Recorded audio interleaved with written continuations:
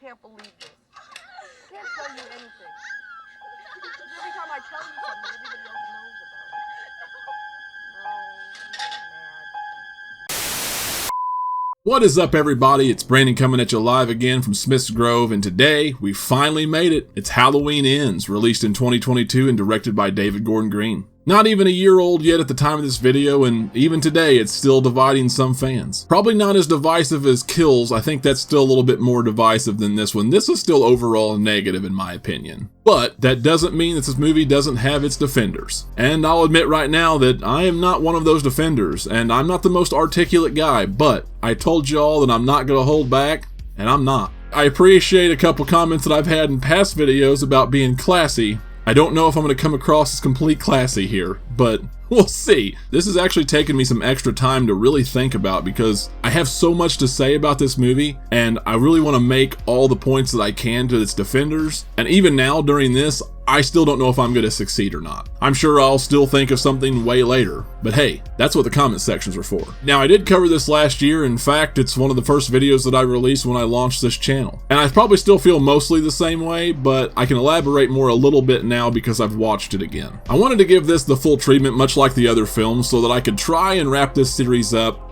and complete it in a proper way, hopefully. And also, I did tell you that I'd try and find something good in this film, and I did find a couple of things, and I'll talk about that later too. Trying to keep the runtime down this video might prove a difficult task because I've got quite a bit of commentary for the end during my review and thoughts section. So in doing so, I'm going to try and get through the main feature as quickly as I can, just to save a little bit of time. Also, shout out to Brandon G in the comment section of Halloween Kills. He did correct me on a couple things, and I wanted to make note of that real quick. So the hospital location used in Halloween 2 was not used in Halloween Kills for that hospital. It was all filmed in Wilmington, North Carolina. I probably should have known that, but I swear up and down that I saw, like during production, I read that they were going to reuse that in California. But either way, I think I was wrong on that one. That's okay. Just wanted to clarify. And also, another clarification he did correct me on was the pronunciation of Kyle Richards. I think I said Kylie in the last one, and it's spelt Kyle, but for some reason there was a mix-up there. I thought it was Kyle, and I've heard it kind of said both ways, so I went against my own judgment there and said Kylie, but it is in fact Kyle Richards. Just wanted to get that out of the way. Thank you for that. Now, without further ado, let's do this. So after the release of Halloween Kills, the overall different feel of this movie divided some fans with not only the crazy ass dialogue, but the overall change from a suspense horror to a full-on crazy slasher film. David Gordon Green apparently decided that 50-50 wasn't good enough, so he devised a way to make Halloween Ends even more of a turd slinger so it would send fans over the edge on social media for the next 11 months. After a return to form for Halloween 2018 and a full-on action movie for Kills, he wanted to make the third chapter just a love story. Partly, I guess, to subvert the viewers and their expectations. By God, he did it. He also wanted, much like Robert Zombie, to explore what can make a person into a psychopath. Instead of doing this with, say, I don't know, the podcasters from the first movie, he himself became like a true crime podcaster while writing this film. He created this character of Corey Cunningham to explore and basically become the polar opposite of Laurie. While she turned her trauma inward and became almost heroin-like, he would turn it outward and become a psychopathic killer. David Gordon Green and Danny McBride both love this idea so much and also love stroking each other off so much because in their minds it would avoid a repetitive plot in a Halloween film, while attaching it to a Halloween film, thus completely losing sight of the fact that this was indeed a Halloween film and not a Stephen King movie. Not only that, it was the third and final movie in their trilogy, and they decided it would be good to do it now. Yeah, totally justified. Makes sense. John Carpenter even gave approval for the character and congratulating them on not rehashing the same plot line in every film. No, because they just rehashed another plot line from another film into this movie. And of course Carpenter would love this. Who directed Christine again? Green revealed that the film would take place 4 years after the events of Kills and incorporate elements of the pandemic, which we would find out later is just the fact Haddonfield's people are angry and divided over the acts of Michael and later Corey and not actually the pandemic itself. Thank God. The last thing we really needed was any political ideology thrown into this movie from David Gordon Green or Jamie Lee Curtis, although they did get some subtle things into this trilogy, so it's still kind of annoying. Casting for Ends sees the return of Jamie Lee Curtis, Kyle Richards, Andy Matichak, and Will Patton, along with James Jude Courtney returning as Michael Myers. New to the cast and the whole focal point of this movie is Rowan Campbell, playing the outcast and Michael's new partner in crime, Corey Cunningham. Filming of Ends was planned back-to-back with Halloween Kills, but due to the intense scheduling and eventually the evil COVID monster, Ends was quietly pushed back. Filming officially began in January of 2022 in Savannah, Georgia, this time instead of North Carolina, with some scenes shot in Sylvania as well. Reshoots also took place in Savannah in June of 2022, with a final scene for its ending shot around August of that year. Carpenter and his crew returned once again to compose the score to Halloween Ends, and by October 14th, it was released in theaters and on Peacock's streaming platform. With a budget of $33 million, the highest in the trilogy so far, Ends raked in a total of $105.4 million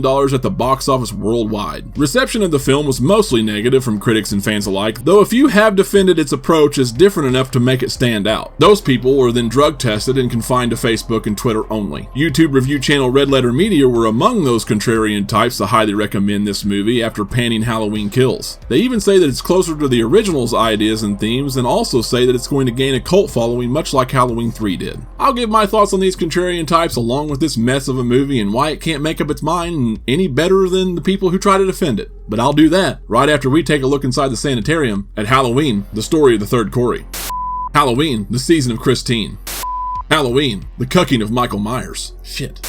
After we take a look inside the sanitarium at Halloween Ends. Did I get it right that time?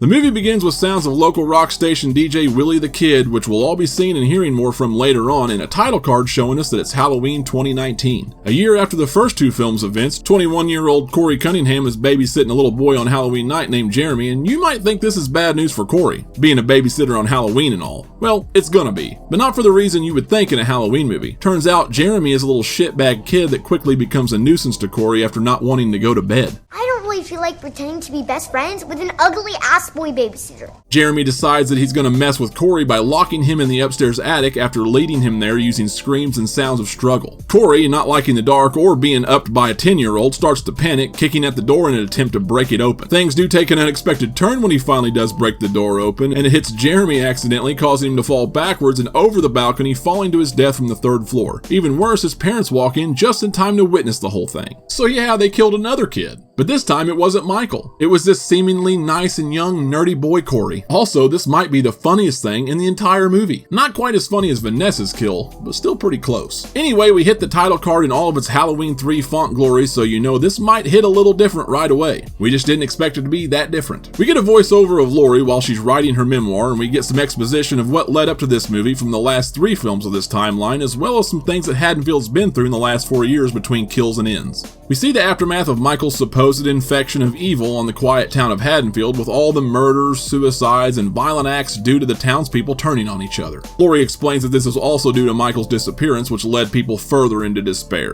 They searched for motive and meaning, and they searched for their own boogeyman. They basically descended into blame and paranoia, much like real people do in real life when they can't explain something, or they can't understand something, or they can't fix something. And a lot of times, if it's someone else's tragedy, the other people like to make it about them somehow. Some even project their issues that are usually caused by themselves onto something else or some person because they refuse to accept responsibility for their own actions. And above all else, we as a race, especially younger generations, have this inability to cope properly. Lori, now having seen this despair of the townspeople, has conveniently decided that she doesn't want that evil and those events to control her life any longer. She cleans herself up, she buys a house in town, and she tries to find a little bit of peace and normalcy. After all the years of being a crazy lady to the town people, the roles have now flipped. Doesn't that just make so much fucking sense? Her boogeyman is missing, her daughter was killed, and she's like, nah, this is for the best. She has waited for Michael Myers for 40 fucking years. She made her life's obsession about it. She was waiting for this dude to break out. She was hoping for this dude to break out. 40 years. Now this dude did escape, massacred her town, like a lot of people, killed her daughter, and now he's missing. So now she's conveniently just saying,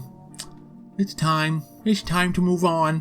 What sense does that make? It's not that that wouldn't have been interesting in a different way, in a different part of this trilogy, but considering everything that's happened, what's going on here? Why? It's just way too convenient and it doesn't jive well with me. Allison, on the other hand, who now lives with Granny Lori, things aren't exactly sunshine and rainbows, which is understandable. She does have a job as a nurse in the local doctor's office, though, with a hoe for a coworker and a creepy-ass boss. she also gets stopped on the way by Deputy Doug, who clearly has some history with this girl, although it's never touched on in this movie at all. Corey, meanwhile, is working at his stepfather's salvage yard now while dealing with things after being branded the Candyman over Jeremy's accident. Oh, and he wasn't convicted. But of course, like all things, it doesn't stop people from just automatically assuming that he's a terrible person. According to Willie the Kid on the radio, we're 4 days from Halloween, and Corey's decided he wants to quench his thirst at the local one-stop shop. Some band geek bullies show up wanting him to buy some beer for them, but he declines, and they realize who he is and immediately start harassing him. Now, I've given this group shit in the past because they were band geeks, and I've softened on that just a little bit. Just a little bit, not much. When I was in school, all the bullies were mostly jocks, and if you watch any older movies, they're mostly jocks. Now, I know that bullies extend into other groups as well. It's not just about being jocks, it's also very mental too, it's not just physical. The pack mentality, that's a real thing, I get that. So pretty much anybody can bully and anybody can be bullied by just about anyone, in the right circumstances. Still, it's really goofy to me. I'm sorry. It's hard to take these assholes seriously, and it's even worse because it just seems like Stephen King characters. It's not for me, dog. After the run-in is broken up by Lori, she notices Corey's wound from falling on his broken bottle and takes him to the doctor's office where Allison works. Corey and Allison hit it off almost immediately, much to Lori's delight. No regrets. Corey then goes home afterwards to a controlling helicopter mom that sounds like she belongs in Brooklyn and clearly abuses him psychologically. Speaking of abuse, the band bully apparently has an abusive shit father too. Doesn't know how to change a tire on a goddamn automobile. No way, who saw that coming? Because this is a Stephen King movie, basically. Lori runs into Hawkins at the supermarket, and if their awkward conversation wasn't enough, the one outside with the gravekeeper lady's sister was far worse. She blames Lori for provoking Michael into what he did because, people are dumb. But that doesn't keep Lori from getting all sad. That night, Allison and Corey head to a local costume party at a bar complete with Nick Castle cameo. Of course, because this movie is trying to borrow way too much from Rob Zombie's treatment of characters, that ends in agony too when Corey gets reminded on how he's just not entitled to have happiness anymore when he runs into Jeremy's mom. This sends Corey into a heated argument outside with Allison telling her she can't fix him. And of course, to make the night even worse, the bullies show up to antagonize Corey. Now, Corey does manage to stand up for himself this time, but because, that pack mentality thing, they get the best of him and throw him off a bridge. Looks like there's a homeless guy though. Oh, and Michael's there too to drag Corey into the sewer. Corey wakes up the next morning down in the sewer, and as he starts to leave, Michael grabs him through a wall, although I'm not really sure why it's through a wall. Like, why wasn't he just standing there on top of him? Why didn't he just kill him? What is going on? As Michael looks into Corey's eyes, memories of his past play, and Michael lets him go. So this is what most assume, including myself, is Michael touching Corey with his evil and transferring some of it to him. He leaves the sewer and is confronted by that homeless man that asks him why Michael let him live out of all the others. The old man attacks Corey and kind of forces Corey to kill him in self-defense. Corey heads home to clean up and then heads over to Allison, but of course not in a conventional way, but in a totally creepy way. What the fuck? Lori sees this and knows something is way off and way different about Corey, and she even goes to see his mother, who now blames her for the town turning on Corey. Your boogeyman disappeared.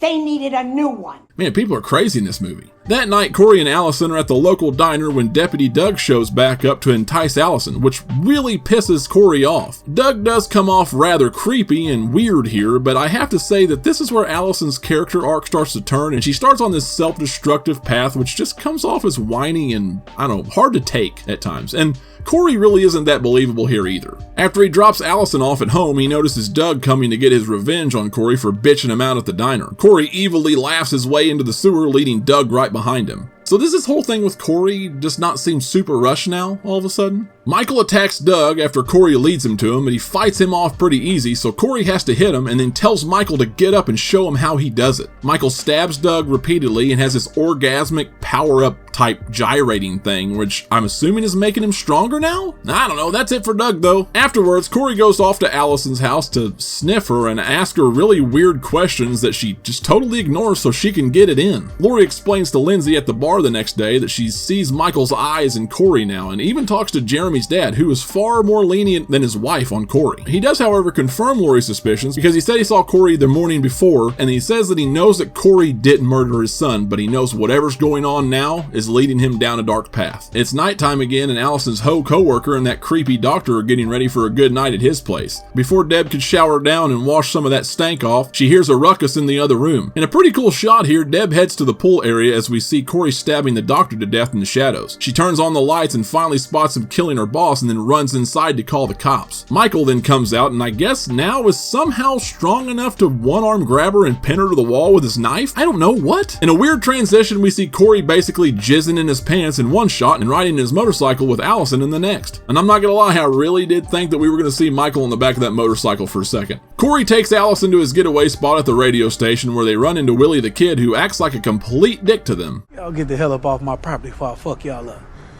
It's now Halloween morning and Lori has found Corey sleeping in the spot where Jeremy died. They have an exchange where she offers to help Corey but to leave Allison alone in the process. He tells her what any crazy boyfriend would tell her and says that if he can't have her, no one will. She then pulls the trick out of the boogeyman's hat and disappears. Was she really there to begin with? I think this, for some reason, has led people to believe that she might not have been there. I don't know, just another one of those ambiguous scenes. My guess, she was. Now comes the most ridiculous part of this movie where Corey goes down to the sewer and wrestles Michael Myers for his mask like this was a fucking Scooby-Doo cartoon. People sit around and watch the world go by. What made people think that this was a good idea at all is beyond me. Allison and Lori get into a fight back at the house with Lori making one last ditch effort to get Allison to listen. And listen she should, because Corey is up to shenanigans right now. It's Halloween night and he's managed to lead all of his bullies to the salvage yard where Corey's stepdad is watching Hard Target. And I highly recommend that movie over this one. Terry finds Billy dead as Corey fires up a tow truck and chases after the girls, eventually running over Margot at the gate. Poor girl, she was the nicer one. Terry tries to shoot Corey but accidentally shoots his stepdad instead. What is up with these weird deaths in this trilogy? In his attempt to find Corey, he notices Stacy dead but is distracted long enough by Margot that he eventually gets killed by Corey.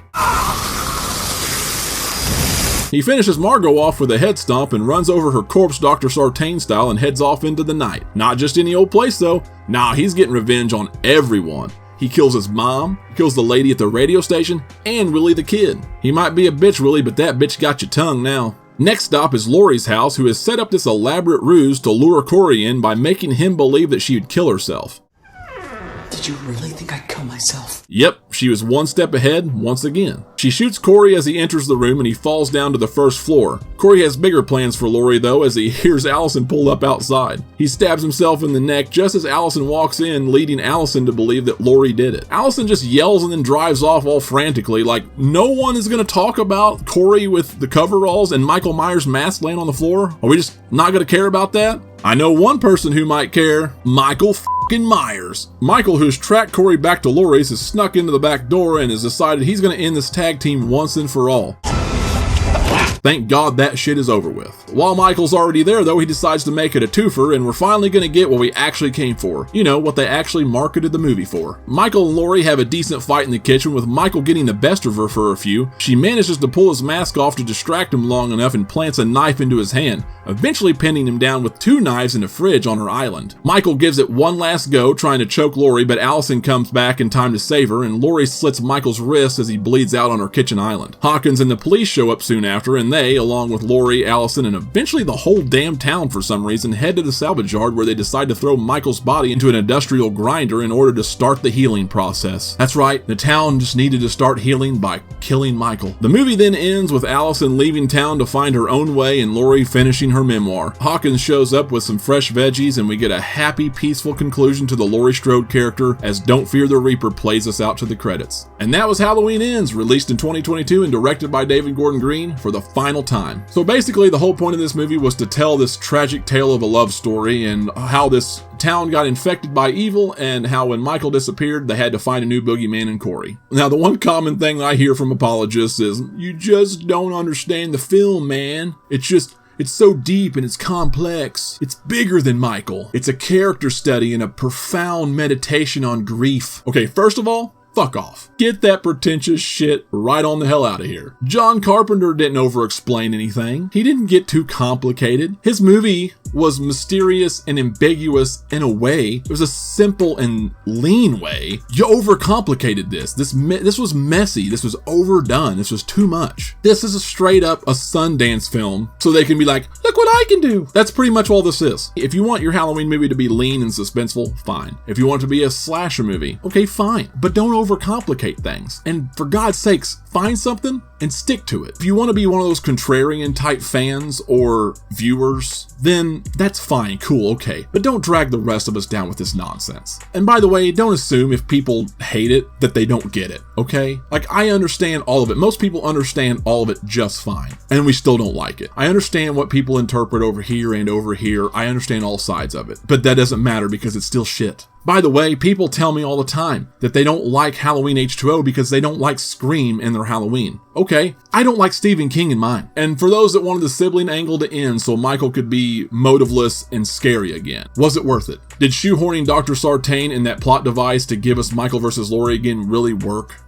I don't think so. And look, I love Laurie and I love the idea of small town Haddonfield. I really do. But Michael is the star. He's the reason why we're here. Not Corey Cunningham, not the town of Haddonfield, Michael Myers. You know, is it interesting for 5 or 10 minutes? Yeah, sure, it is. It works for a broader sense of what's going on around and how the townspeople are affected and what they're doing, how they're reacting. You know, it helps build the world a little bit better. That's why I liked Halloween 2 so much, because it took one and it just ramped it up just a little bit and it showed the rest of the town and the reaction to it, and it helped fill that world better. This was just too much. It was too complicated. The thing is, we don't need this for a whole movie and a half. This is just like a couple minutes sprinkled in here and there. I don't need to know about what this town thinks about Laurie Strode or Michael Myers all the time. I don't. I don't fucking care. This trilogy just had such a hard time staying on the rails, and they couldn't decide what they wanted the identity of each one of these movies to be. Like, they didn't treat it like a trilogy. They just made individual movies and connect them a little bit, but then didn't connect them all in other places, and it just made for a mess. You know, they get so caught up in changing things just to be different, just for the sake of changing, that I think they lost the sight of what they originally set out to do from the beginning. And if they set out to do this, then fuck them. First he's a man, right? Or no, he's supernatural because he'd have to be to be able to take this kind of punishment. Then, well, yeah, no, he is evil, but it's a real body. It's an old man's body. And, you know, some people say the evil's just done with him. What? You know, but then there's, you know, Laurie says and kills that he transcends every time he kills, that he grows more powerful. Is that figurative or is that literal? Because this one scene in Halloween Ends kind of lends itself to that, because he kind of did a power-up thing when he killed Doug. And it also kind of contradicts, because if he killed this whole mob of people and then Karen at the end of kills, by all means he should be powered up and healed, and you would think he would just keep killing to stay powerful. But he was in hiding and in recovery for all this time. None of it was ever really explained. None of it makes any sense. Even if it was, it's all back and forth. And if you do the figurative sense, it's just because he's tied into people's minds. He grows more powerful in people's minds because the fear grows every time he kills and does something terrible. That's just too much, man. That's too much to think about. You got to figure out whether he's unstoppable or he's not. You know, if the beating was too much and it was adrenaline, or, you know, you have to figure this shit out. And it's just one excuse after the other that contradicts the last excuse. You know, it's one thing to sit here and argue as a fan on how you prefer your Myers to be. Some people like the small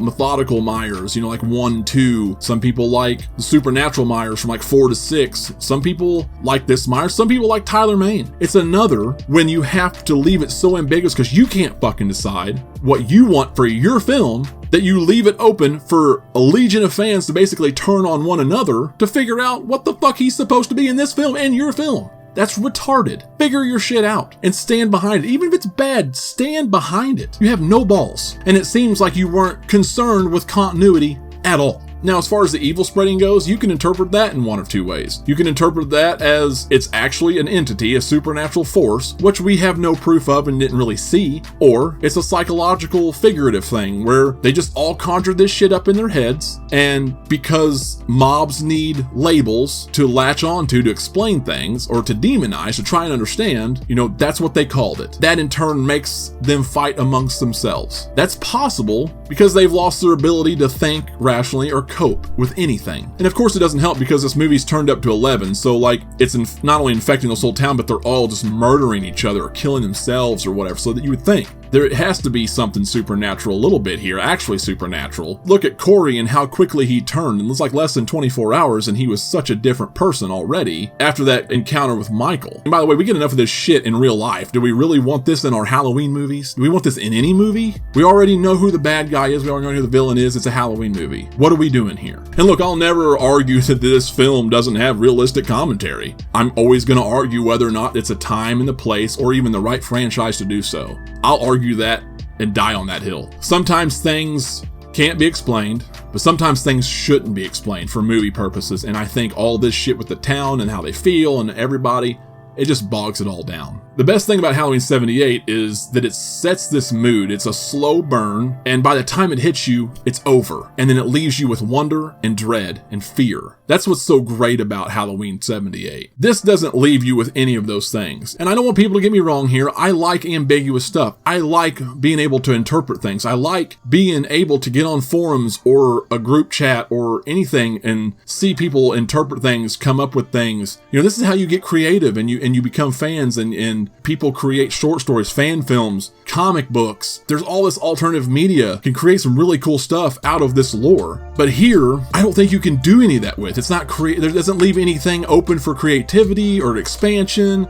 like nothing like that. At least the other ones you could do something fun and goofy with, even if it's campy. And I know you get the ones on Twitter and Facebook and all that where you're like, oh, you fans you suck, you know, you're always wanting something different and you're never happy. No, first of all, fans don't want anything different. No matter what they might say or how they feel in a moment, fans don't want anything different. I don't want anything different. It's a simple formula. They just want it to be good. They want something to make sense, and even if it doesn't make sense, just be fun and be good. Don't run Myers. Give us a good atmosphere. Give us a good score. You know, it doesn't have to be crazy. Don't give us Busta Rhymes bullshit. You don't have to do all this pretentious nonsense. Just be simple. It doesn't matter. There's so much you can do and explore. There's so many good characters even you can go back and explore. But it seems like the ones that are complaining like that aren't usually the big Halloween fans. They're usually just kind of like horror fans or mediocre fans. And I'm not here to tell you how much of a Halloween fan you are or aren't. That's not what I'm doing here. I'm just saying that the example I use is basically like the people who run the DC franchise. I mean, yeah, Warner Brothers has a big part of that, but you know, you have a lot of fair-weathered fans who just are like moviegoers, but they don't like Batman, they don't like DC, who shit all over the Snyderverse, and it wasn't perfect by any means, but they never allowed anything to get off the ground because they shit on it so bad because it wasn't Marvel or whatever else, that Warner Brothers, also a problem, caved, and now you've got this attempt to restart DC 2 or 3 times. So it's just shit like that, and I can't commend people because all they want to do is come in and boast about something different. They don't even come in and do anything original different. They come in and they steal plots from other franchises or movies and then insert them into other IPs, and I can't commend anybody for that. I can't appreciate that. That's just bullshit. And all this is, literally, is Christine mixed around a little bit. Avatar is Dances with Wolves. I can't commend anybody for that. Guys, I just want to thank you, if you made it this far, for sticking with me. I know this might be a little wordy or long-winded, and I have a tendency sometimes to repeat myself, so hopefully I don't do it here, but if I do, you know, I apologize. But I want to make sure that I get everything out to the best of my ability to get it all out now and be done with it. And I want to clarify some other things, other negatives, or reiterate some for this movie ends, and not just the trilogy as a whole, because I've been talking about the trilogy as a whole too. Introducing Corey into the third part of his trilogy, that's the dumbest thing you could have done. That's one of my biggest bugaboos. I think that's one of most people's biggest bugaboos. It's definitely wouldn't have been 100% better, but it might have been a little easier to swallow the whole thing had they done it, and he would have been in the first one or the second one. Also, the tag team stuff. Some people might like that shit. I think it's dumb. I don't want tag team in Myers. I just want Myers alone. He should be fully capable of this shit. He just seemed pathetic and weak. I didn't like Corey anyway, and they cucked Michael really bad in this. So yeah, just throwing them two together just to ensure that Michael got some kind of screen time and that you can work within your convenient little bullshit plot, and you weren't interested in giving him any more time anyway. You just wanted to do all to Corey. Yeah, it just leaves a bad taste in my mouth. I've also heard a lot of people say that they felt the presence of Myers all the way throughout this movie. Nah, you didn't. I felt Michael in like the last half of 78. I felt Michael in Halloween 2. I felt Michael in Halloween 4. I didn't feel shit here. The story was so centered around Corey that you literally couldn't feel anything else but Corey and Allison. Mainly Corey. I mean, the scenes with Michael in them didn't even feel like Michael was there. That wasn't Michael. I'm not really trying to be a dick, but to me, it just sounds like y'all are so desperate to be different about this movie that you're gonna come up with anything, and I gotta call it out, man. I gotta lay it out straight. That's bullshit. Even with the townsfolk being infected, it was just a mopey town being shitty to each other, and mainly the main characters. You know, they made sure that the commentary, it was Michael Myers, definitely was the cause of this. You feel it everywhere. Everybody's so mopey. You could have literally inserted that town and their mopiness over any tragedy or anything in any other movie, any Stephen King movie, whatever, and it would have been the exact same. You didn't feel the presence. No entity, no supernatural force, no Michael Myers. You didn't feel any of that shit. It just feels like you all are reaching because the commentary told you to. And back to the town. The characters were so unlikable, much like Rob Zombie's characters. Look, it's okay for people to be infected, and it's okay for people to react poorly, but every character in this movie, every character acts like they're living on Twitter. Like, people don't act like that in real life. I hate to break this to everybody, but people don't actually care that much.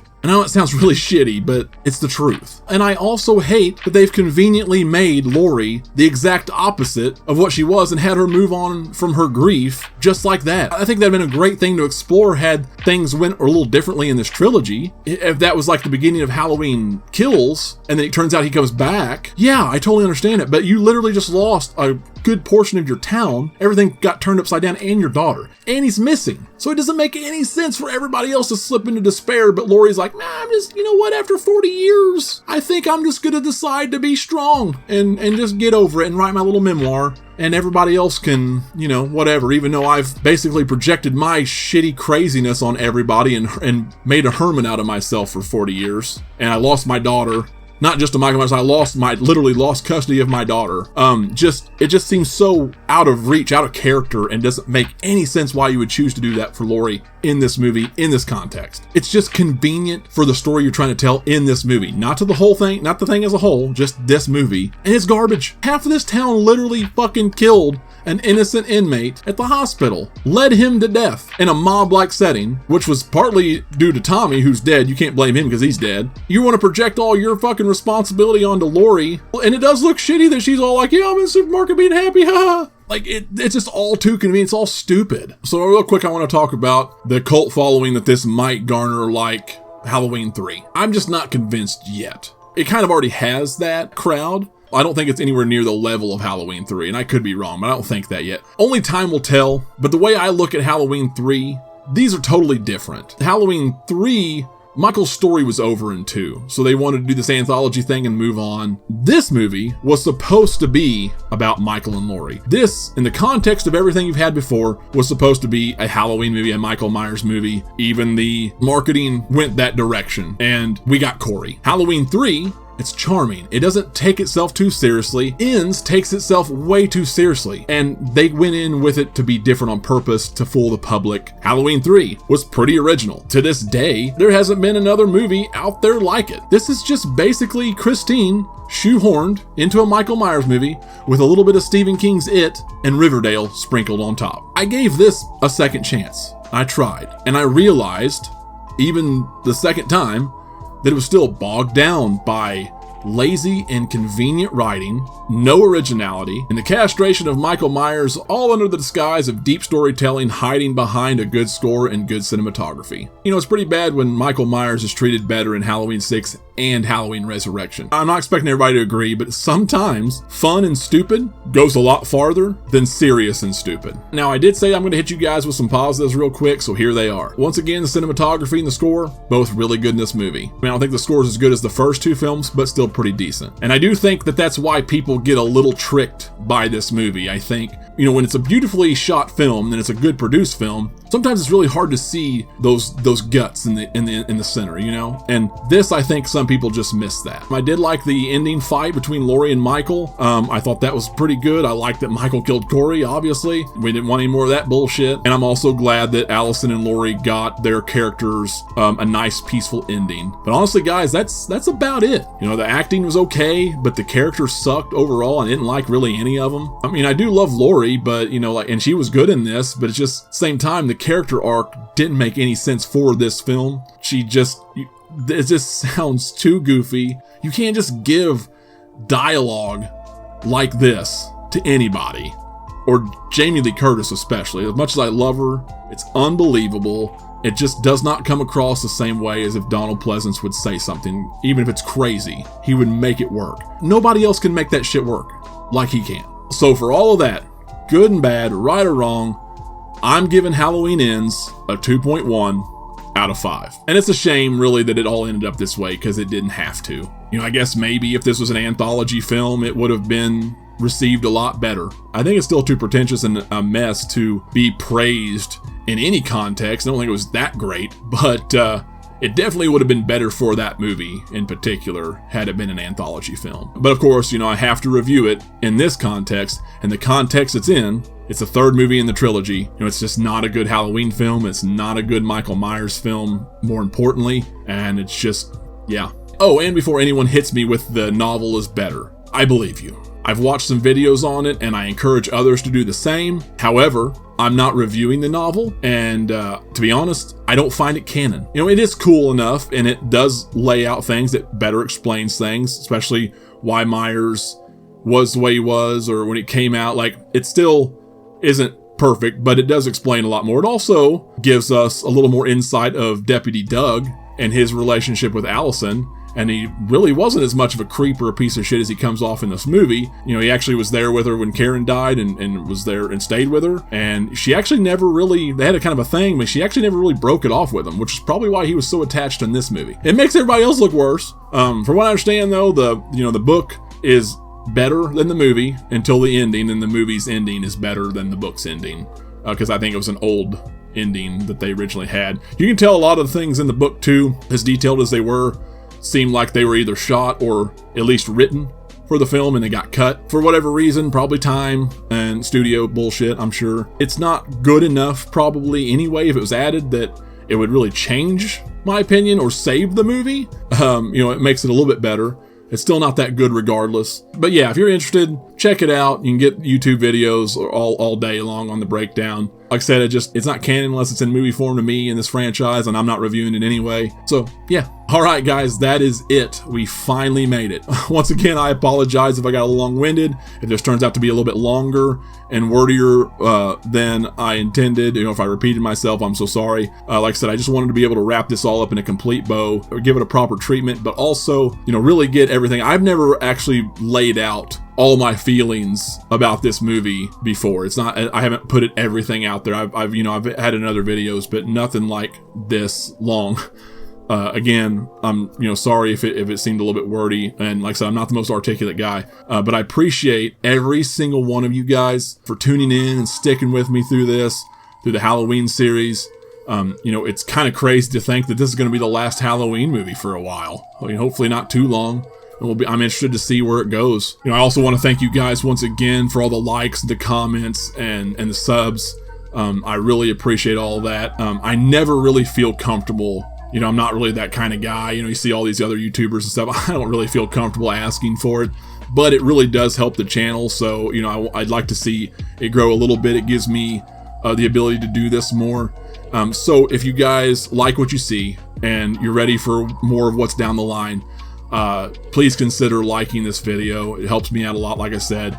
If you want to, and hit the notification bell, that way you'll be notified when everything else I've got coming out down the line comes out, and you don't want to miss that. I'm going to be coming up with some ranking videos for Halloween throughout October, probably top kills. Somebody requested that. I'm going to be doing top kills. I'm definitely going to be doing my movie ranking, which may not fall exactly like my scores. Also, I might do like top characters in the franchise, maybe my top Michael Myers in the franchise. I'll be doing those and releasing all those throughout the month of October. Rebecca Sue, if you're watching, my October release schedule for this channel and my other channels have turned out to be a lot busier than I originally planned. My faculty review is still being done, but it's got a slight delay on it, so it is coming very soon, just probably not until the end of October or first part of November, if I had to guess. So I just wanted to let you know it is still coming. I've also got a review of The Fog that's coming too. I put that on my schedule, but I'm going to have to push that back a little bit as well. So sorry for you guys that were looking forward to those, but I am doing them soon, just probably not until the end of October or into November sometime. Now, what everyone is waiting for, and I'm excited myself, Friday the 13th. My review/retrospective series on Friday the 13th will begin with the very first Friday the 13th and released on none other than Friday, October 13th. So no better time to start than that. But I just want to thank everybody again. Big thanks for everybody who made it this far. Until next time, stay sane.